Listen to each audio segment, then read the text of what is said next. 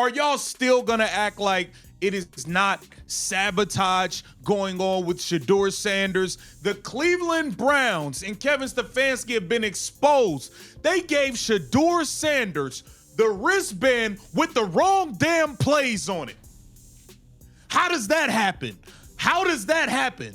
Y'all gave the starting quarterback a wristband full of plays that are the wrong plays. This is crazy. This secret could ruin everything. Because the Browns didn't just hand Shedeur a wristband. They handed him a mystery. Wrong plays, wrong timing, and a whole lot of side-eye. Was this rookie hazing or a full-blown setup hiding in plain sight? Stay right here. Allison Williams reported that the Browns removed Shedeur's wristband and made some changes to the play call. Ocho, how you remove the wristband and add plays to a wrist? Ocho, have you ever heard anything like this? Yeah, I've never heard anything like that, but I know when you do go into a game, obviously, Uncle, you understand and knows that have played the game at any level. The first 15 plays are scripted. Now, outside of that, you have a number of plays that you practice all week. You practice all week that are on that wristband. Something was off the moment the Browns offense took the field. Not rookie growing pains off. Not first drive jitters off. This was the kind of off where everyone looked like they'd just been handed IKEA instructions written in another language. I start a game, I don't have the right wristband? I start a football game, I don't have the right wristband. And we're supposed to be evaluating this? Again, welcome. Everybody who's not a fan of the Browns before the season and you're taking it all in, welcome, because this is par for the course. And constantly getting in your own way. And I'm going to sit here and talk until I lose my voice again. So yeah, very strange controversy. Shedeur Sanders says that the wristband just fell out, the card just fell out of his wristband and he had to, get it inserted back in. Shedeur Sanders steps into the huddle, confident, composed, ready to cook, and suddenly the play clock is bullying him. The offense looks lost, and Cleveland is auditioning for a blooper reel. At first it looked like chaos, then it starts looking intentional. This is a new one.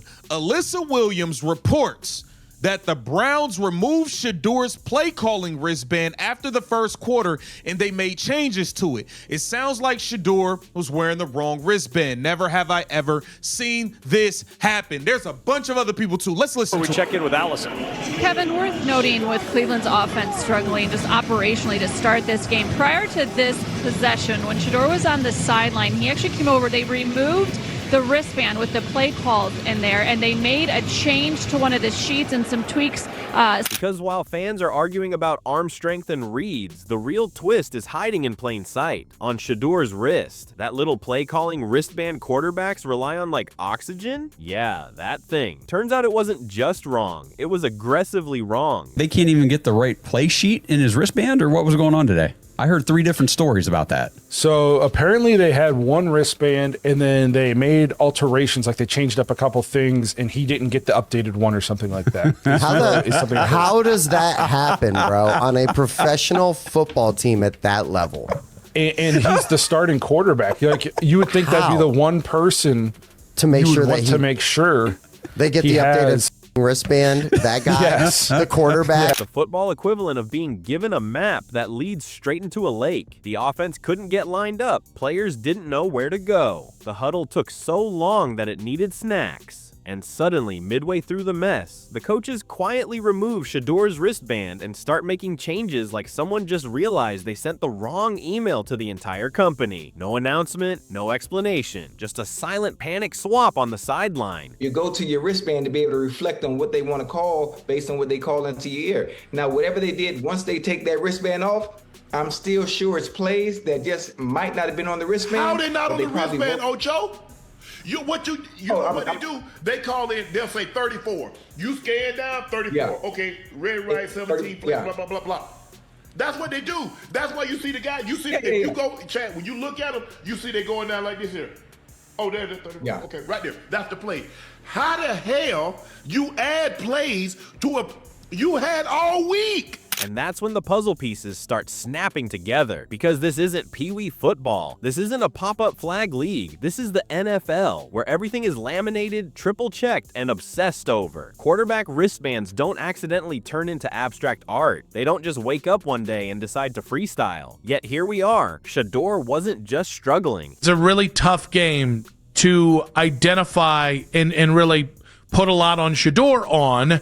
And where I think the Shedeurs got it a little bit right is Shedeur wasn't very good yesterday. Yeah, so it's interesting. I thought it wasn't a very good game, obviously. I was encouraged by the couple nice throws, but that wasn't enough, obviously. The offense wasn't very good. Like, Shedeur has to be better, even if the understanding is you are backup linemen all across the board. You have basically a nothing burger of wide receivers. Stefanski seems extremely checked out, and you're playing in frozen conditions. But a lot of this gets negated when you watch Caleb Williams play the way that he did. He was set up inside a system that looked like it wanted him to fail publicly and efficiently. The offense falls behind fast, the rhythm never arrives, and suddenly the narrative machine is warming up. The rookie was overwhelmed, not ready, too much hype. Same old script, except nobody mentions the part where the instructions were wrong. And that's where the comedy turns dark. It's really tough to evaluate Shedeur. The beautiful throws while under duress. I mean, that's the stuff that makes you think, wait, why was he a 5th-round pick? But then you watch over the course of a game, and those moments are awesome. They're nice in a sea of nothingness and dysfunction around every turn, and the play sheet and the penalties and guys not getting lined up. But you're seeing some of the stuff that was said about him. Because if this were sabotage, it's one of the pettiest forms imaginable. No dramatic benching, no headline-grabbing blow-up, just quietly slipping the wrong information to the most scrutinized rookie quarterback in football and letting the internet do the rest. And if it wasn't sabotage, then congratulations, Cleveland has unlocked a new level of organizational incompetence. Either way, the coaching staff doesn't escape the smoke. The head coach wears this one. Whether it was malicious or moronic, play call communication is literally the job. Man, so Shedeur Sanders was given the wrong wristband by Kevin Stefanski by the Browns.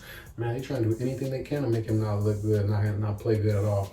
Because he's had trouble with accuracy issues and reading the defense and all that. So it's like he deserves another chance, man, to play with somebody else. I don't know who, if they want to, trade him to the Niners, because we're probably going to trade Mac Jones for like a high 2nd-round pick to the Raiders maybe. And, hey, trade him to us. He'll battle out with Brock Purdy. He'll be a good backup.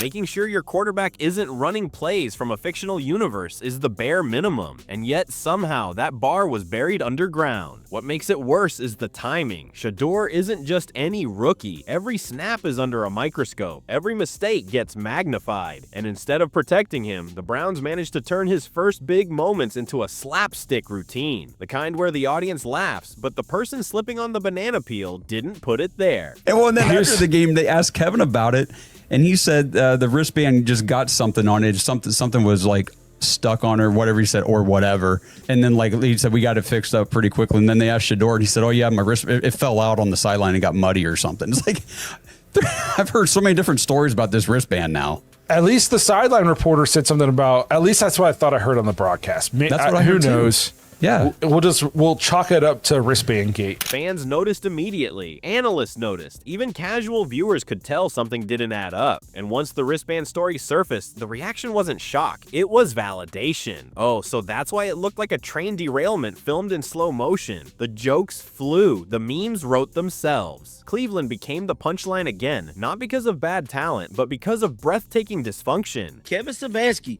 is in some serious hot water after yesterday's loss against the Bears. The elephant in the room is Kevin Stefanski press conference. Now, yesterday we did report on what Kevin Stefanski had to say after the game, but something that has caught traction from that press conference is Kevin Stefanski speaking about Shedeur Sanders' wrist card. Now, if you guys noticed throughout the game, Shedeur Sanders was looking down at that wrist card. He had a situation early in the game where the card fell out or something happened with the wrist card. And through it all, Shedeur stood there taking heat for a mess that wasn't his. Now the bigger question lingers like a bad smell in the locker room. If this happened once, what else is happening quietly? If communication breaks down this badly, what chance does any quarterback have? And if this was intentional, what does that say about a franchise willing to light its own future on fire just to prove a point? You're seeing that stuff manifest, and it doesn't surprise me. That's not the end of the world. That doesn't mean he can't play football in the NFL or have a shot to be a quarterback. But I do see some barriers there that he has to try to overcome, and it's going to be tough for him to overcome it on this team this year. And yes, a whole offseason would be great. The problem is there's no way you could go into next season and say, he's your starter no matter what. No team would do that based on what we've seen so far. So here's the real question. Was this pure incompetence, or did someone quietly decide Shedeur was never meant to win that day? Either way, the fallout says everything. Drop your thoughts in the comments. Hit like if this made you laugh or rage, and subscribe for more stories the playbook doesn't want you to see.